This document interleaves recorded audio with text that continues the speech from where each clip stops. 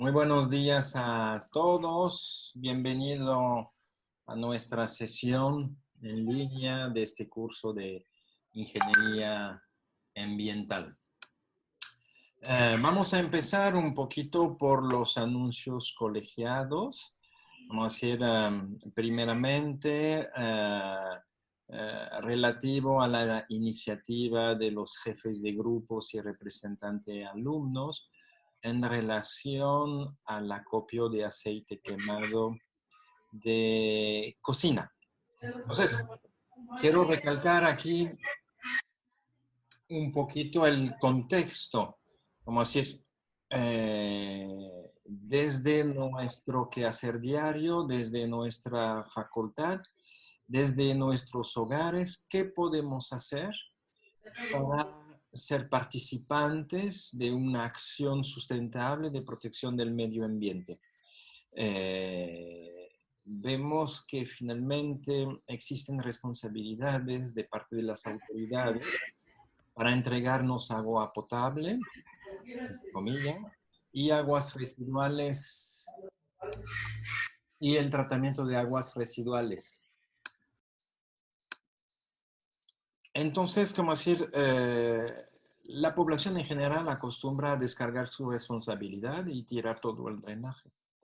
Entonces, ¿qué acción podríamos desarrollar desde la casa para proteger el medio ambiente? Eso fue la idea original y en este momento apareció que al no tirar aceite de cocina al drenaje, pues participamos realmente a la protección del medio ambiente.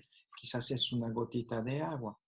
Pero como si este programa ya lo hemos iniciado en la facultad, en el laboratorio regularmente recibimos aceite quemado y en general producimos aceite, transformamos este aceite quemado en jabón, jabón que después se encuentra disponible en los baños de los estudiantes en nuestras facultades y en las diversas facultades de la región.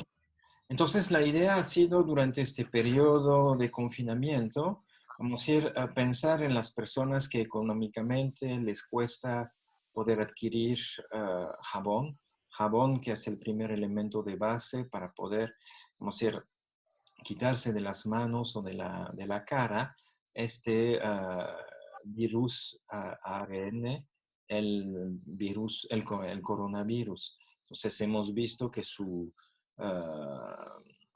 membrana protectora está hecho de lípidos y al momento de lavarnos las manos, como se va a cambiar la parte hidrofila del coronavirus, como si el jabón logra destruir la pared celular, perdón, el cascarón del coronavirus y este momento, como se permite protegernos del famoso coronavirus. Entonces, los estamos invitando a que participen desde sus hogares, pues a recuperar aceite de cocina. Algunos consumen más, algunos consumen menos. No es un concurso, pero finalmente es aportar nuestra pequeñita gotita de agua. Esta semana voy a empezar a procesar los primeros aceites que he podido colectar desde la casa e intentar de producir un jabón lo más eficiente posible. Entonces, eso era el primer anuncio que como alumnos y académicos de la Facultad de Ciencias Químicas, poner al servicio de la comunidad, conocer nuestro saber hacer. Y dado que no tenemos impresora 3D para producir cajetas de protección, pues tenemos la capacidad de producir algunos jabones. Segundo punto, les comenté la semana pasada que estuvimos trabajando con cuerpos académicos de Jalapa, justamente en la misma dinámica y el día de lunes ya hemos podido, como decir, someter a CONACYT un proyecto express de lucha contra el coronavirus también. Entonces, este proyecto, voy a compartir la pantalla. Compartir pantalla. Aquí está, compartir.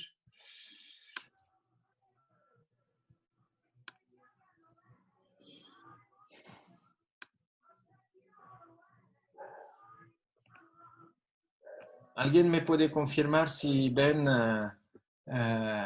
el texto del proyecto en pantalla, por favor?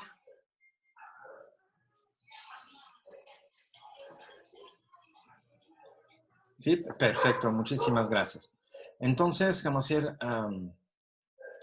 el título del proyecto es Prevención del agravamiento epidemiológico del COVID-19 mediante una estrategia de salutogénesis fundamentado en la medicina sistémica integrativa, entornos comunitarios óptimos para para la restitución de la salud. ¿Okay? La idea base de este proyecto es trabajar sobre las personas y estoy buscando un esquema y establecer finalmente cordón sanitario alrededor del sistema hospitalario para no sobrecargarlo. Entonces, en la parte amarilla, alrededor de los círculos, tenemos toda la población. Y a momento dado, la población que va a desear entrar en un programa de higiene natural, lo que llamamos la zona A, va a través de diversos ejercicios, ejercicios de respiración, de movimiento, de reaprendizaje a la alimentación, va a fortalecer su sistema inmunitario. ¿Okay? Si dentro de este grupo algunas personas empiezan a aparecer con catarro, como decir, síntomas, a este momento estas personas podrán enviarse, siguiendo las flechas rojas, o sea, a la zona B de terapéutica, una zona terapéutica integrativa, donde se les ofrecerá, como decir, un tratamiento de electromagnetismo, de ozonoterapia y de vitamina C. Tras un tratamiento de una semana a 15 días, no sé si la persona no es, vamos a decir, del coronavirus, vamos a decir, podrá, según las flechas verdes, regresar a la zona A y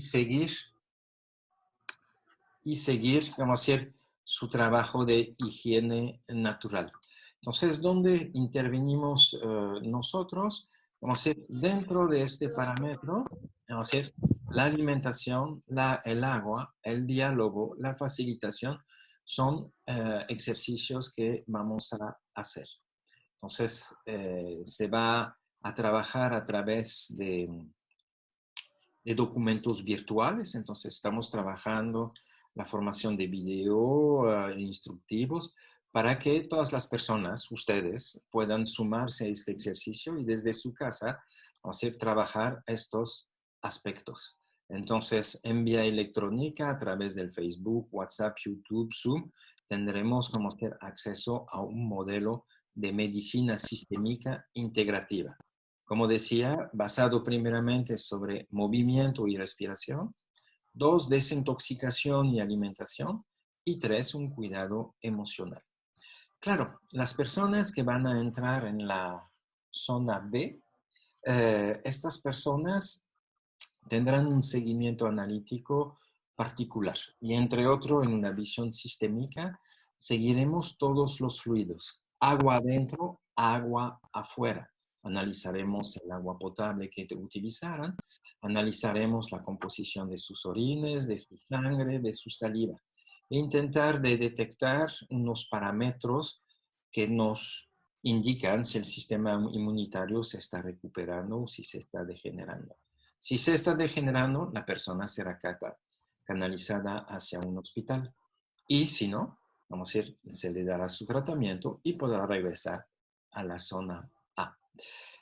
¿Dónde interviene aquí el agua? Justamente en medicina sistémica y en salutogénesis se habla mucho del poder del agua, vamos a decir, la memoria del agua. Existen un montón de trabajos y entre otros, por ejemplo, a través del electromagnetismo, se supone que las moléculas se reorganizan dentro del líquido y a reorganizarse, por ejemplo, las proteínas, vamos a decir, ponen más disponibles sus sitios activos. Entonces, estudios, por ejemplo, con Escherichia coli, han demostrado que someterlas a un flujo a una frecuencia electromagnética se podía mejorar todas sus cinéticas de reacción, se podía, como decir, activar algunas enzimas, entre otros, por ejemplo, la capacidad de procesar la lactosa.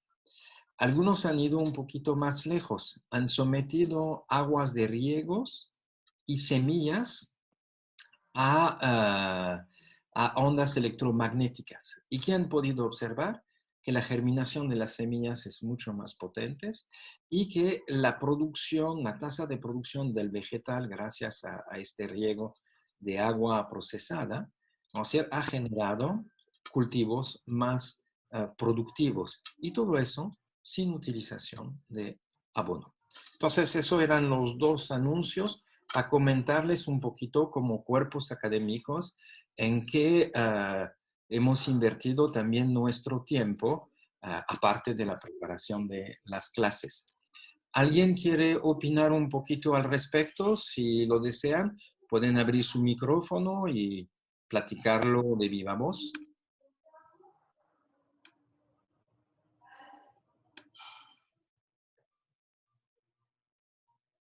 ¿Nadie?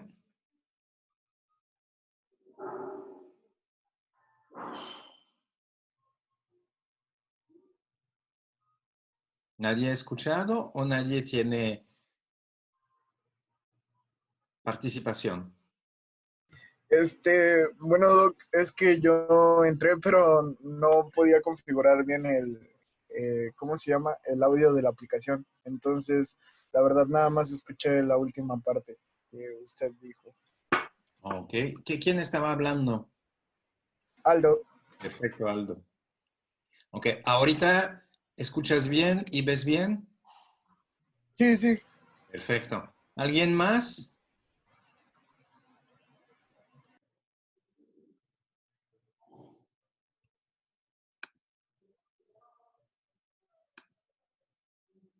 ¿Alguien más quiere opinar?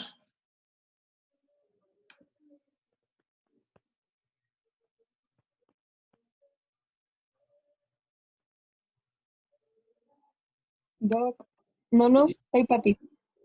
Adelante, Pati. En el esquema que mostró, no sé, es que como estaba muy pequeño, no sé si leí bien que las flechas más pequeñas decían redes sociales. Así es. No nos habló mucho al respecto de eso. Dado que estamos en periodo de confinamiento, no podemos organizar sesión física, con presencia física. Entonces, todos los ejercicios de movimientos, los talleres de desintoxicación y de alimentación y de preparación psicológica, finalmente, todo se va a tener que hacer vía redes sociales. ¿Ok? Entonces, actualmente se está diseñando los primeros ejercicios. Claro, a través del proyecto se pretende adquirir los materiales necesarios, cámaras, micrófonos, para poder desarrollar productos de calidad y poder difundir eso. Y finalmente difundirlo a toda nuestra comunidad y los entornos con el objetivo de fortalecer la salud. Ah, ok, es en un escenario de confinamiento. Alors, en el escenario de confinamiento, vamos a decir, no podemos considerar movilidad de personas. La parte de la zona central de las terapias, ahí requiere de un contacto físico, por lo cual esta parte, dentro de 3 meses, cuando ya teóricamente saldremos de la zona del periodo 3 de confinamiento, ya se podrán iniciar las partes de terapias y de seguimientos analíticos de sangre, bueno, el acceso a los laboratorios. Ah, ok. Entonces, a raíz de eso, como siempre, el día de mañana vamos a tener una reunión con el secretario de Administración, el secretario de Finanzas y la rectora para que justamente opinen un poquito más sobre eso. Imagínate, o sea, que 5% de los gastos de la Universidad Veracruzana se pueden reducir, al aplicar una salutogénesis. Pues ya inmediatamente estamos hablando de millones de pesos ahorrado por la Universidad Veracruzana. Como lo mencioné el otro día, con gusto puedo compartir artículos. Pati, tú habías levantado la mano. Entonces, como he dedicado todo el tiempo al proyecto, pero con gusto ya te compartiré algunos artículos al respecto. Y si alguien más está interesado en sumarse en el proyecto como actor o como participantes, a este momento habrá todas las oportunidades de integrarlos. Bien. Si no hay más comentarios, quiero pasar entonces a la segunda parte. Lo que no visualizo es cuánto tiempo nos queda de este videoconferencia. Entonces, hoy quería abordar 2 puntos. El primero, hacer una breve compilación de la normatividad. Yo sé que tienen otras clases que abordan todas las normatividades, pero me gustaría tomar unos minutos para reflexionar un poquito sobre la normatividad de agua y desde la visión de agua, cuáles son los aspectos importantes de esta normatividad. Entonces, voy a compartirles. Voy a compartir la pantalla.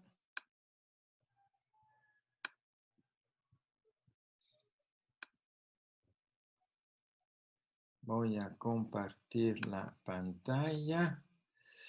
Ajá. Bien. Compartir pantalla, perdón. Y es este.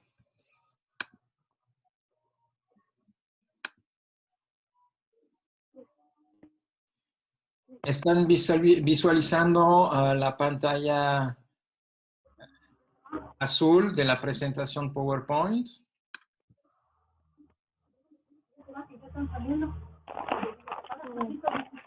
Pero si no, espérate, ya cuando salgamos, que ellos que salgamos, ajá, y porque lo hablé, esta niña me estoy llamando porque no sé quién tiene su micrófono abierto y estamos escuchando sus pláticas personales. ¿Ya visualizan bien la pantalla? Ya, Doc, ya se ve Ya, la perfecto. presentación. Ya. Excelente. Ya pasó a la segunda diapositiva sin que le solicite. Bien. Entonces, de las normas mexicanas relativo al agua, la NOM 1, 001, 002 y 003 son las que nos van a interesar. Entonces, a este momento, cada uno toca un punto específico. La norma 001 es la que establece los límites máximos permisibles de contaminante en las descargas de aguas residuales en aguas y bienes nacionales. La mayoría del tiempo, como decir, es esta norma que se aplicarán a nuestros proyectos. La NOM 02 es la misma idea, como decir, establecer los límites permisibles de contaminantes en las aguas residuales, pero descargadas a los sistemas de alcantarillado urbano y municipal. Y la tercera, como decir, son los límites permisibles, como decir, cuando se pretende reutilizar en servicios al público las aguas residuales tratadas. Entonces, sobre la primera, vamos a decir, la parte que nos interesa bastante es la frecuencia de muestreo de las aguas residuales. Y en este momento, vamos a decir, nos dan 3 criterios por las horas de operación. Entonces, hay empresas que funcionan 3 turnos, entonces trabajan como decir, hasta 24 horas. ¿Quién está solicitando entrar? Bien, ya. Entonces, en función de la duración de la jornada de trabajo de la empresa, depende, o sea, el número de muestras simples. Entonces, ahí aparecen las primeras nociones. Una muestra simple y una muestra compuesta. Una muestra simple es lo que tomamos el otro día cuando estuvimos en la USB Ixtac. Vamos a decir, en un punto determinado, en un momento dado, tomamos un volumen de agua. Y este momento, este agua es representativa del agua que había en este momento en el río. Quiere decir que si en este momento pasa un contaminante, lo detectamos. Pero si no hay contaminante en este momento, no lo detectaremos. Y si el contaminante llega 4 minutos después, no lo veremos. ¿Ok? Entonces, usualmente, o sea, la lógica nos invitaría más a desarrollar muestras compuestas. Entonces, existen 2 grandes tipos de muestras compuestas. Las que son proporcional al tiempo o las que son proporcional al volumen. Quiere decir que cuando son proporcional al tiempo, por ejemplo, con el muestreador automático que tenemos en el laboratorio, o sea, tenemos un equipo que tiene 24 botellas de 1 litro. Quiere decir que cada botella podemos almacenar agua correspondiente a 1 hora. Entonces, en este caso, vamos a decir, muestreamos, mi memoria me está fallando, cada 6 minutos almacenamos 90 mililitros. Y quiere decir que tomamos una radiografía del agua cada 6 minutos. Y finalmente estamos haciendo una muestra compuesta proporcional al tiempo para cada hora. Al final de las 24 horas tenemos 24 botellas y en este momento podemos mezclar nuestras muestras de aguas simples para obtener una muestra representativa de las 24 horas. Una otra estrategia es acoplar el muestreador, vamos a decir, o la mano del tomador de muestra a un medidor de volumen. Y en este momento, o sea, tomaremos un número de muestras simples proporcional al volumen de agua que está pasando en este momento. Y obtendremos entonces una muestra compuesta proporcional al volumen de agua pasado. Quiere decir que si a la hora 1 hay poco flujo de agua, tomaremos pocas muestras simples. Si a la hora 2 pasa 10% del volumen total, pues la muestra simple representará el 10% del volumen de la muestra compuesta total. Ok. Entonces, esta pequeñita noción entre muestras simples y muestras complejas ya deben de despertar nuestra atención como ingenieros ambientales. El número de muestra, todo eso, leen la norma y ya lo captan perfectamente.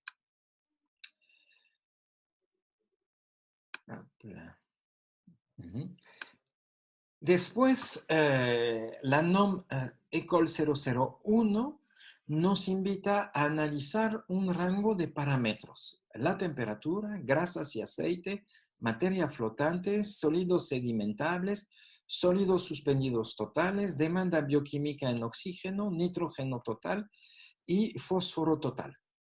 Entonces, ya están empezando a limitar los parámetros a analizar. Y después, en función del uso del agua, entonces, si es un agua que tendrá como destino final ríos o embalses o aguas costeras, las concentraciones permisibles son diferentes. ¿Ok? Entonces, temperatura.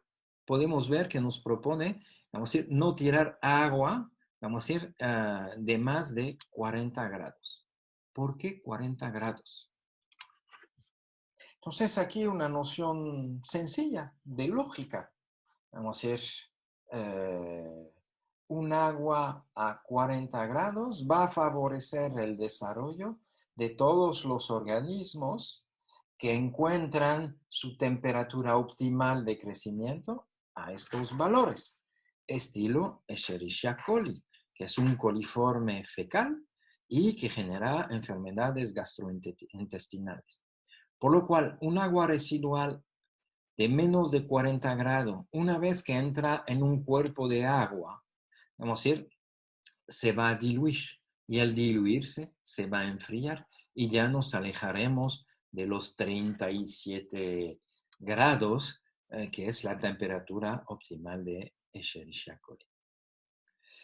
En términos de grasas y aceites, son los mismos valores y ya lo hemos visto, vamos a ver, cuando tomaron el taller de sensibilización al aceite quemado de cocina, las grasas y aceites flotan. Entonces, cualquier sea el uso del agua residual, vamos a ver, encontraremos, vamos a decir, una nata flotadora, nata que va a impedir la penetración del sol, que va a impedir los intercambios de aire entre la atmósfera y el agua, por lo cual hay que contener esto. Y de aquí la invitación a no tirar los aceites de cocina y así podemos impactar significativamente sobre este factor y no tener la necesidad de instalar un sistema de desengrasado o de trampa de grasa en una planta de tratamiento de agua. Lo que es materia flotante, vamos a decir, si un agua residual ha sido tratada, teóricamente no debería de tener ninguna rama, ninguna hoja que flotaría y que podría finalmente obstruir el paso del agua o aportar materia orgánica. En los sólidos... ¿Yes? Tengo una pregunta, soy Daniela. ¿Todos los tipos de grasas, aceites son malos? O sea, ¿todos hacen esa función contaminante en el agua? Todo el agua y las grasas no son miscibles. Por lo cual, toda grasa o todo aceite mezclado, depositado en el agua, no se va a disolver. Y dado que la densidad de los aceites es inferior, van a flotar. Y, o sea, es por eso que se crean lo de las natas, ¿no? Así es, así es, así es. Y en México, como decir, la cocina tradicional utiliza muchísimo aceite, por lo cual, como decir, en las aguas residuales urbanas es una cantidad impresionante. En una empresa como Cibesa de fabricación de vidrio, utilizan permanentemente el aceite para proteger los metales de la fábrica. Entonces, están utilizando cantidades monstruosas de aceite. Entonces, claro que estas empresas tienen que poner trampas de aceites fenomenales para poder respetar estas normas. Adrián Espinosa pregunta si la presentación está en E-. Todavía no está en E- la presentación. Al concluir la clase ya subiré el material. Bien, seguimos. Sólidos sedimentables. Entonces, tras un tratamiento de aguas residuales, si tenemos sólidos sedimentables, es seguramente detectará la presencia de de flóculo microbiano o de granulo. Entonces, claro que tras cualquier proceso de tratamiento de agua, hay que separar el agua tratada de todos los sólidos. Entonces, se tolerará, como decir, sólidos sedimentables en muy poquita proporción. Sólidos suspendidos totales. Entonces, aquí es la misma cosa. Vamos a decir, todos los sólidos que podrían estar en suspensión en el agua, vamos a decir, no serán los bienvenidos en los diversos usos del agua. He puesto en rojo la demanda bioquímica en oxígeno, porque es el único parámetro, característica o indicador de materia orgánica que la norma está solicitando. Quiere decir que la norma pide analizar únicamente la fracción biodegradable de la materia orgánica para considerar que el agua está contaminada. ¿Qué pasa con la materia orgánica no biodegradable, que puede ser tóxica? Pues pasa a través de las mallas de la norma. Entonces, y ahí apunté dos valores, vamos a decir, cuando descargamos a ríos donde hay una protección de la vida acuática, vamos a decir, se aceptan de 30 a 60 miligramos por litro de DBO5, que son valores bastante bajos. Y para todo lo que es uso público, igualmente de 30 a 60 miligramos. Quiere decir que se considerará un agua residual tratada cuando ya realmente no tendrá materia orgánica biodegradable. Otro parámetro importante, el nitrógeno total. Entonces, cuando hablamos de nitrógeno total, hablamos de nitrógeno total Keshdal. Como decir que analiza todas las formas de nitrógeno presente en la materia orgánica. Nuestra segunda parte.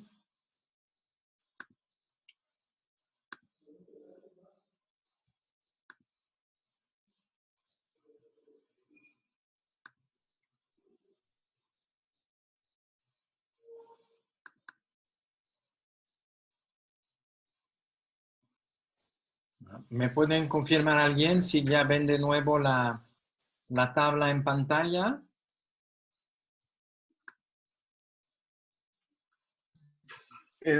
Nada más se ve el escritorio, Doc. Ok. Es que tardó un poco. Primero se ve el escritorio y ya después se ve la presentación. No te escuché, perdón. Que se ve el escritorio nada más. Ok. Pero es que tarda, creo que tarda un poco y ya después ya se ve. Ya se ve. ¿Ya ven la misma tabla que hace ratito? Sí, sí. Perfecto. Entonces estábamos sobre la DBO5. Entonces les quiero hacer remarcar que la DQO, vamos a decir, no es un análisis requerido por la norma. Entonces ahí yo los invito a reflexionar un poquito. La DQO es una técnica analítica que nos permite obtener un resultado en 2 horas de tiempo. La DBO5 es una técnica analítica que requiere de 5 días. Entonces, ¿por qué elegir una técnica tan desfasada en el tiempo?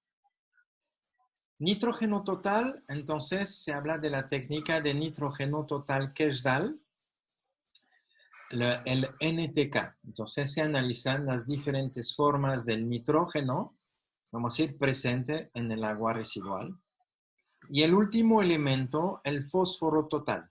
Entonces pueden ver que aquí están bien presentes los elementos de nuestros ciclos biogeoquímicos, vamos a decir, el agua, el carbono, el nitrógeno, el fósforo. Y el azufre está en la tabla siguiente. No, ni está. En la tabla siguiente son diversos metales pesados. No me voy a tardar sobre este punto. ¿Ok?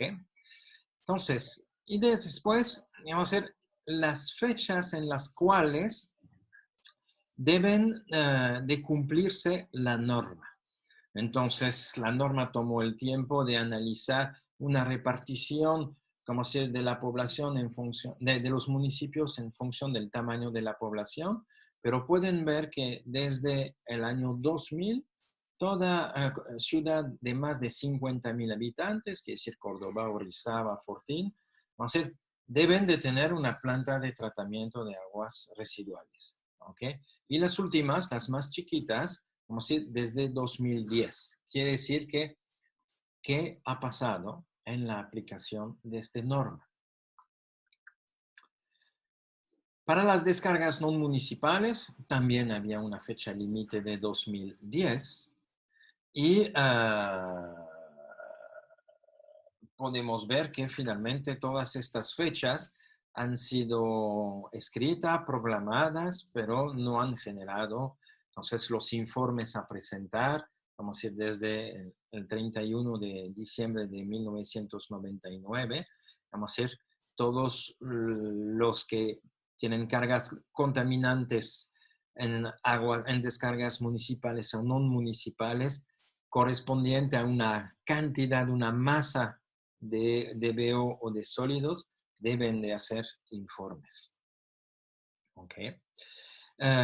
Estos informes, en función del tamaño de la población, vamos a ver, entonces, la norma presenta la frecuencia de muestreo y análisis. Entonces, para las ciudades grandes, un muestreo mensual, y para las ciudades chiquitas, un muestreo semestral.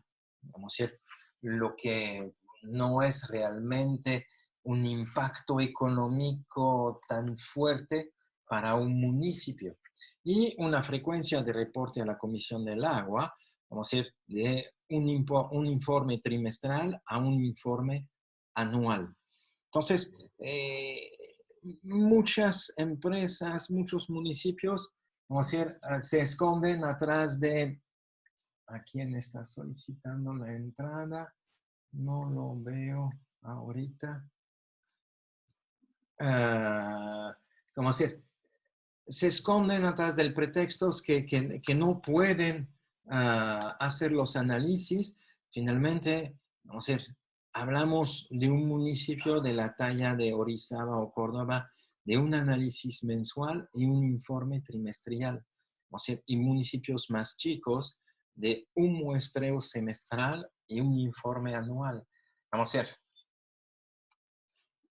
analizan bien los argumentos de los municipios que se negan a participar y a tomar sus responsabilidades. ¿Ok? Entonces, esta norma nos lleva a esto. Entonces, la norma ECOL 002, vamos a decir, para definir la cantidad, el límite permisible de contaminante en las descargas de aguas residuales a los drenajes municipales, podemos observar que los parámetros a analizar ya han disminuido muchísimo. Para que una empresa pueda descargar a un drenaje municipal, le vamos a mirar su presencia de grasa y aceite, de sólidos sedimentables y después de metales pesados. El pH, la materia orgánica, el nitrógeno, el fósforo han desaparecido, por lo cual puedes descargar lo que quieres en el drenaje a partir del momento que no tenga grasas y aceites.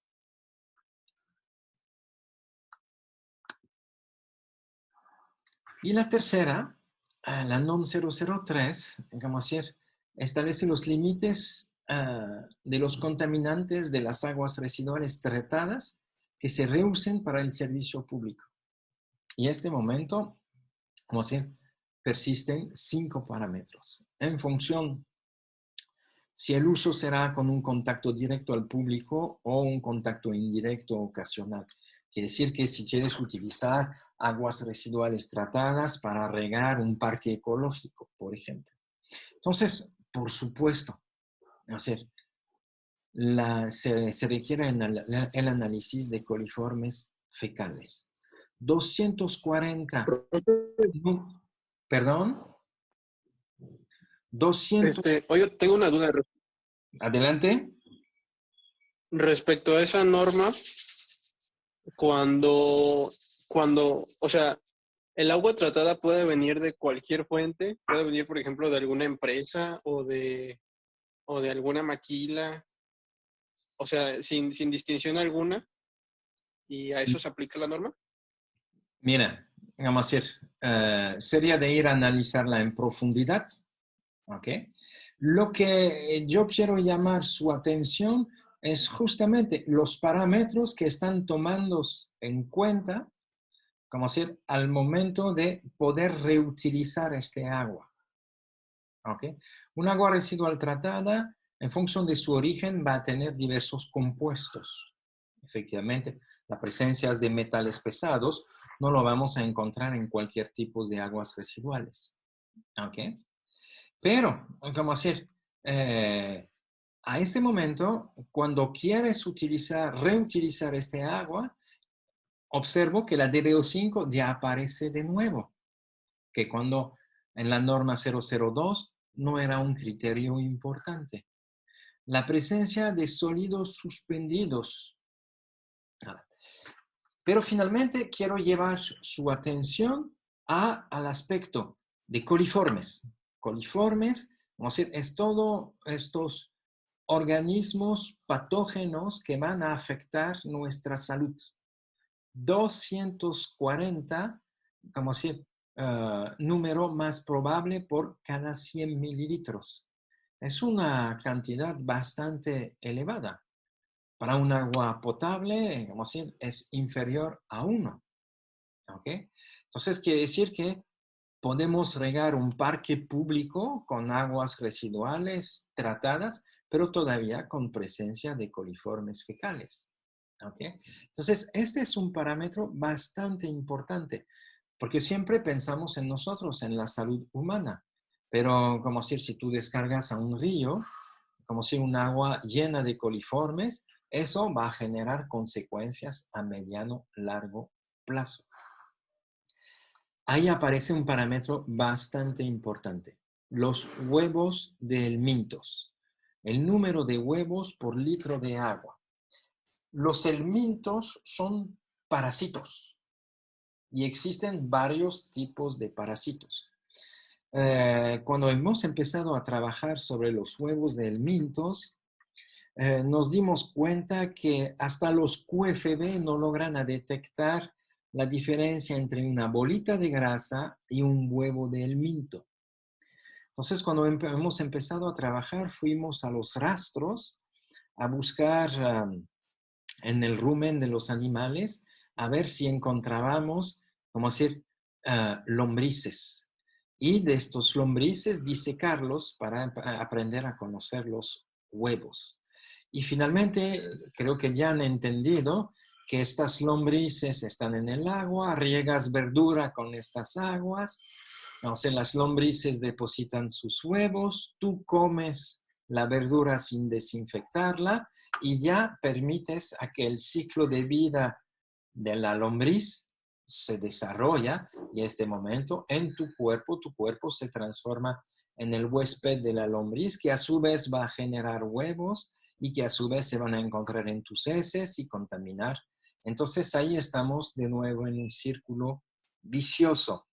Entonces, no sé si es hipocresía o desconocimiento, pero entendemos perfectamente que si utilizamos aguas residuales urbanas con presencias de huevos de helmintos para el riego de vegetales, tendremos permanentemente un cuadro de infección de los humanos. Entonces, ahí, ¿qué pasa? ¿Es la oportunidad de vender desparasitantes? ¿Es un cuadro requerido? Vamos a decir, los invito a considerar estos aspectos. Y como ingenieros ambientales, o sea, debemos de ser muy estrictos sobre este aspecto. Destruir un huevo de helminto es algo muy difícil. O sea, si ya tenemos suficiente problema con el carbono, nitrógeno, fósforo y después eliminar las bacterias del agua tratada, o sea, remover los huevos de helmintos es bastante difícil. En su tiempo habíamos desarrollado una tesis de licenciatura para visualizar si los ácidos producidos durante la fase de digestión anaerobia fragilizaban los huevos de helmintos.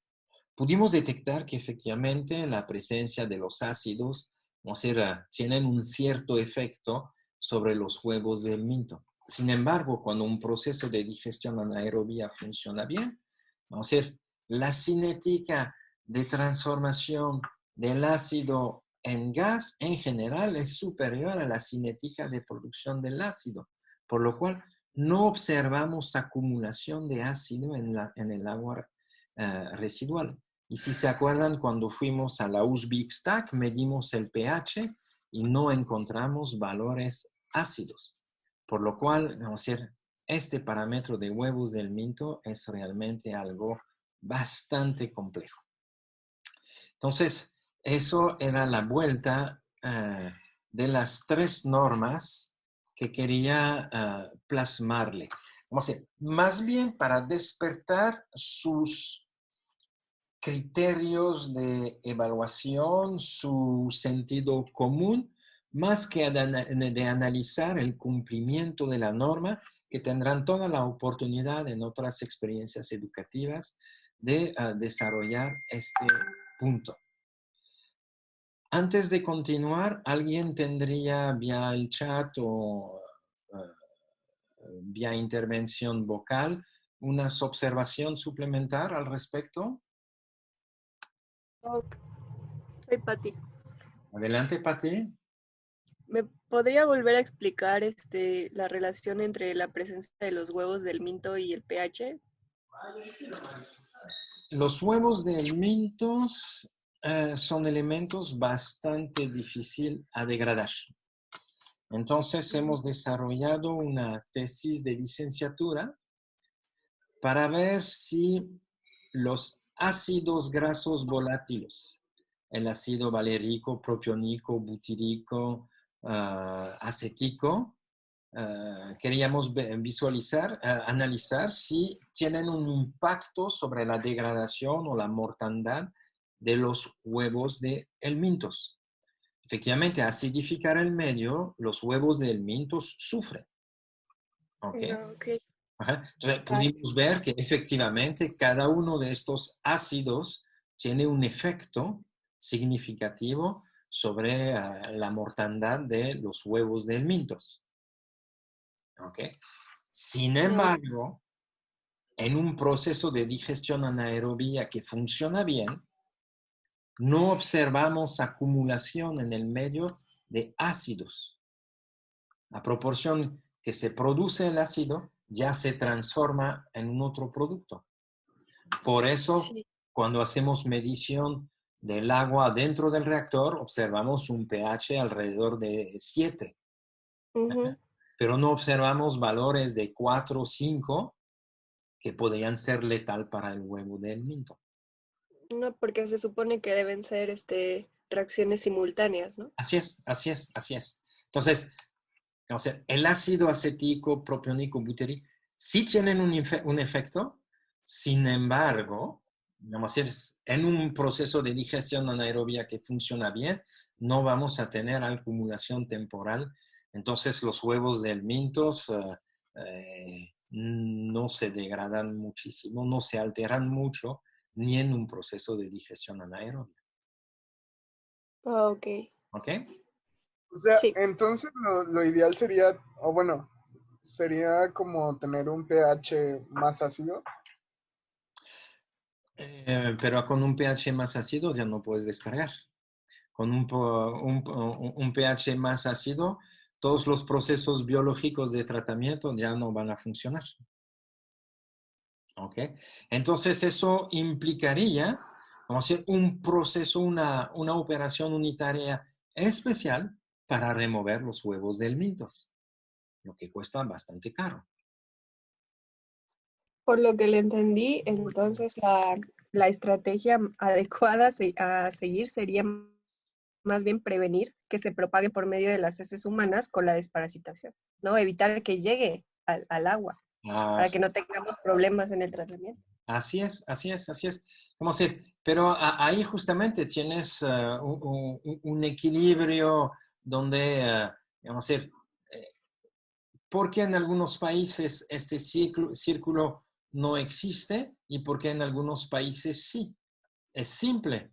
Digamos, es decir, si no autorizas el riego de vegetal para consumo humano con aguas residuales urbanas tratadas, o sea, no tendrás el inóculo de huevo del minto en tu alimentación y no te enfermarás.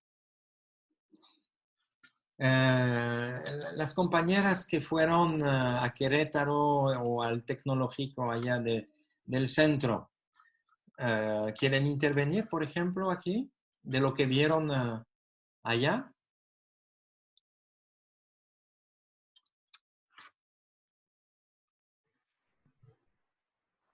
Fue Liz, ¿no? Y Carla. Se me fueron los nombres, o fue Mariana, no, ¿quién fue? Creo que no están escuchando. Entonces, una de las cosas que observaron es que hay grandes plantas de tratamiento de agua allá.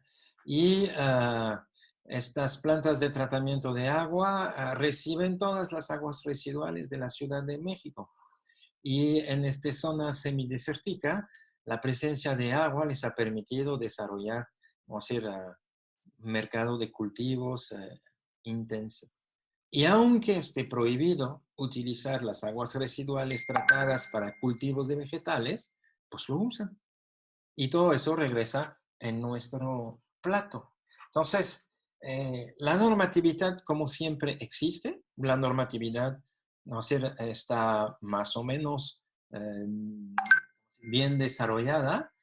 Sin embargo, al momento de la aplicación, encontramos algo bastante difícil. Y aquí encontramos una población que no tenían fuente de empleo y al llegar agua, aunque sea de mala calidad, o sea, porque además les generan muchas otras enfermedades de riñón, de diversos cánceres, o sea, pero el poder regar vegetales les ha abierto mercados laborales y eso hace que olvidan pues todas las normatividades presentes. Entonces, lo que quiero que visualizan de este es que tenemos que tener en mente algunos parámetros y ser bastante críticos sobre estos parámetros. Los representantes de la materia orgánica, la DBO5, ¿ok? La DBO5, vamos a decir, requiere que la materia orgánica sea biodegradable. Por lo cual, si la materia orgánica descargada es un tóxico que mata a los microorganismos, nunca podremos medir una DBO. Por lo cual, aunque sea mega contaminante, pues la DBO saldrá negativa. Por lo cual, vamos a decir, estas empresas no serán consideradas como contaminadoras. Entonces, esta noción, la noción de tiempo de análisis, tomas una muestra en este instante que tiene un poquito de materia orgánica, ¿okay? Doc, no se escucha bien. Bueno, yo no escucho, Igual no escucho su audio. como que se Me bajó. fue el audio. Ok, Ya repito, está, ahí está. Ya se escucha. empiezo de nuevo. Es que también creo que mi modem aquí ya extendió su alma a Dios. Vamos a decir, ya más o menos recibo, pero sale poco. Repito, sobre la materia orgánica, vamos a decir, la DBO mide la materia orgánica biodegradable. Por lo cual, si en el agua residual tenemos una materia orgánica tóxica, no biodegradable, que mata a los microorganismos, el análisis de la DBO5 siempre saldrá negativo. Por lo cual, estas aguas no serán consideradas como contaminantes. La DBO5 necesita 5 días para su análisis. Quiere decir que si voy a tomar, vamos a hacer una muestra de agua a 40 kilómetros del laboratorio. Si esta muestra de agua contiene un poquito de materia orgánica. Durante el transporte, las bacterias presentes en el agua van a trabajar. Con la agitación de la muestra, el medio se va a reoxigenar, por lo cual voy a surtir todo el oxígeno necesario para que las bacterias del agua degradan la materia orgánica. Y cuando llegare al laboratorio, haré el análisis. Y 5 días después, podré observar que no había DBO5. Sin embargo, ¿quién me garantiza que al momento del muestreo no había materia orgánica y que no se haya degradada durante el transporte y el almacenamiento? Entonces, son 5 días de desfasamiento entre la obtención del resultado y la toma de muestra. Entonces, la DBO5 no me parece, vamos a decir, a mí personalmente, una técnica analítica fiable para caracterizar la contaminación de un agua o, vamos a decir, el grado de degradación, vamos a decir, de un agua residual. Okay. Entonces, lo tomamos en cuenta y ya después haremos diversos cálculos para entender este fenómeno.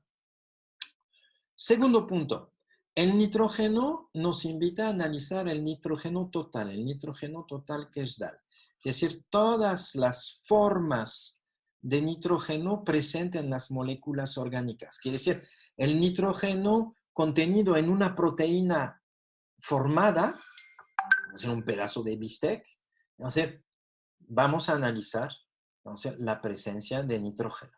Okay. Sin embargo, como tratador de agua, después, no es la información que te interesa. Te interesa cuál es la cantidad de nitrógeno que puedo transformar biológicamente. Y en este momento, esta misma molécula proteica está constituida de aminoácidos. Y cada aminoácido tiene un grupo, un radical R, la parte carbono, más una función ácida, COOH, más una función amina, NH3. ¿Cuándo se transforma en un problema para mí? Cuando este NH3 se desprende. Cuando se desprende este NH3 o este NH4 y se disuelve en el agua, empieza a modificar el pH del agua.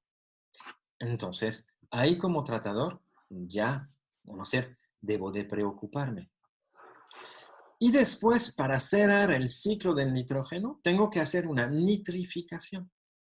La transformación de este NH4 en nitrito, NO2, a nitrato, NO3, y después una desnitrificación.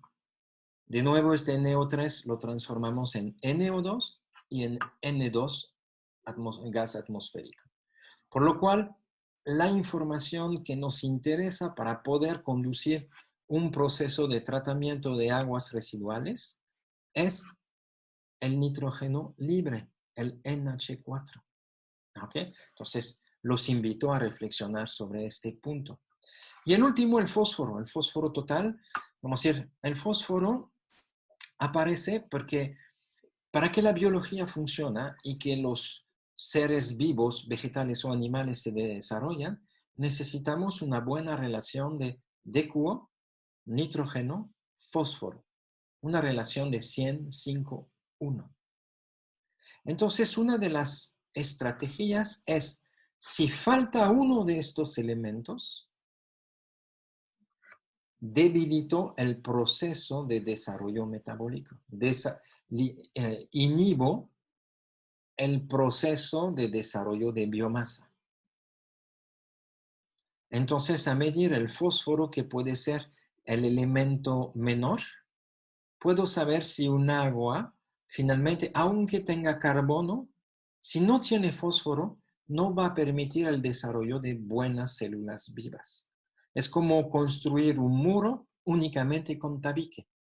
Si le quitas el cemento, Entonces, vamos a imaginar que el carbono son los tabiques, el nitrógeno el agua y el fósforo el cemento.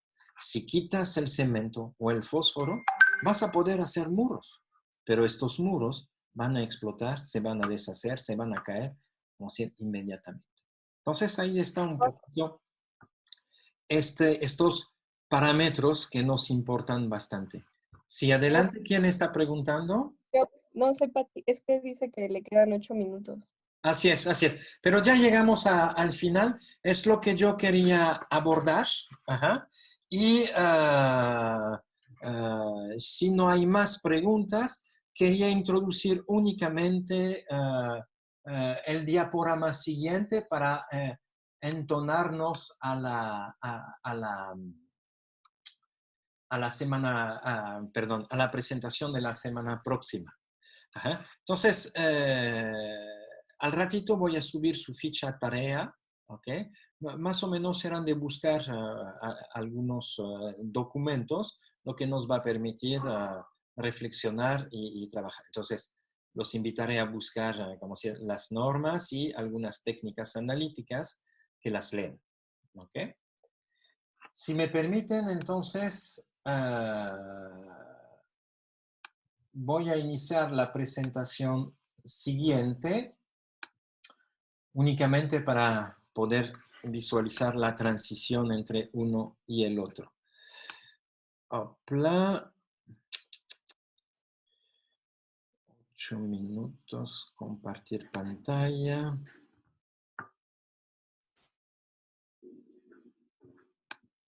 Desktop 1. Compartir.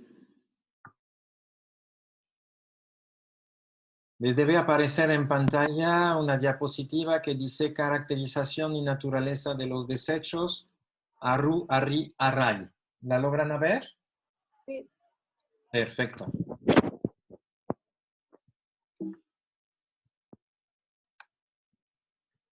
Perfecto. Entonces, de aquí, o sea, les quería introducir que bienvenido al mundo de las aguas residuales y los invito a considerar 3 tipos de aguas residuales. Las aguas residuales urbanas, las industriales y las agroindustriales. Todas tendrán una composición en materia orgánica, no ser compuestas de azúcar, grasas, proteínas y otros compuestos. Entonces, como si quiero atraer su atención sobre DQO, DBO y sólidos. Entonces, las cifras varían muchísimos, pero en México se considera que tenemos un promedio de consumo de agua de 250 litros por habitante por días. Vamos a decir, claro que en la Sierra de Songolica no tienen el mismo volumen de agua disponible en sus domicilios. Hay una disproporción fuerte en ambos lados. Pero eso nos lleva, vamos a decir, a que la Comisión Nacional del Agua registra la generación de caudales de aguas residuales municipales e industriales de 168 a 230 metros cúbicos por segundos. Entonces, claro que son cifras bastante importantes y por eso se expresan en metros cúbicos por segundos. El FIRIO, por ejemplo, son 1.200 litros por segundo, quiere decir 1.2 metros cúbicos por segundo, para tener una noción de eso. ¿Alguien está solicitando entrar? Bien. Ahora, pero nacionalmente, vamos a ver, el porcentaje de agua residual que reciben un tratamiento es relativamente bajo. Entonces, según diversos estudios, y las cifras no han cambiado en los últimos 20 años, vamos a decir, el 40% de las aguas residuales industriales provienen de la industria azucarera, el 21% de la industria química, el 22% por fábricas de papel, petroquímica e industrial, y el 18% restante, vamos a decir, de otras fuentes de agua. vamos a concluir para el día de hoy aquí nuestro ejercicio. He grabado las sesiones, entonces al ratito les enviaré la liga en YouTube de estas sesiones para que puedan ver de nuevo, y los compañeros que no pudieron asistir que pues que lo vean con más calidez. Claro, si tienen preguntas, si quieren seguir en este aspecto a través del WhatsApp, pueden mandarme. Como les comentaba al ratito, voy a compartir los documentos, voy a compartir las tareas de la semana y pues con gusto los veremos la semana próxima. Nos quedan 2 minutos. ¿Alguien más quiere hacer una intervención? Unas preguntas, unos comentarios, unas críticas, una invitación a una cerveza.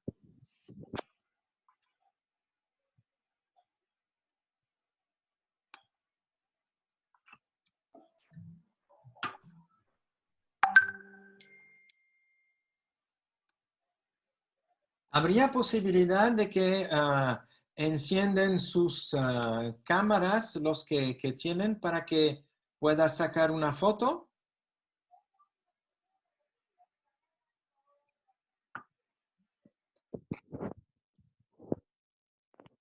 ¿Dónde estamos?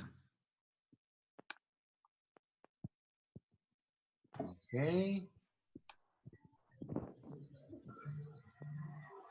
Ya tengo el link. ¿Alguien más puede encender la cámara?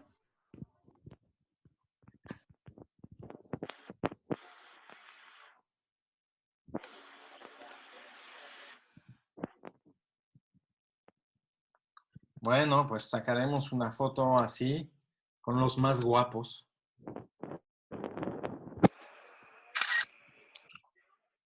Muy bien. Veo que en el chat alguien está participando. Cuando termine la cuarentena, Doc, hacemos reunión. Sí, sí, con gusto. ¿Cuál será el tema? Pero las cervezas que decía, ¿Cuál será el tema? pues La salud. depende, ¿no? Si regresamos para festejar la independencia, pues la independencia, si no Halloween, si no Navidad. Mira, de toda manera, como decir, espero que esta contingencia va a acabar pronto, lo espero, y depende de cada uno de nosotros.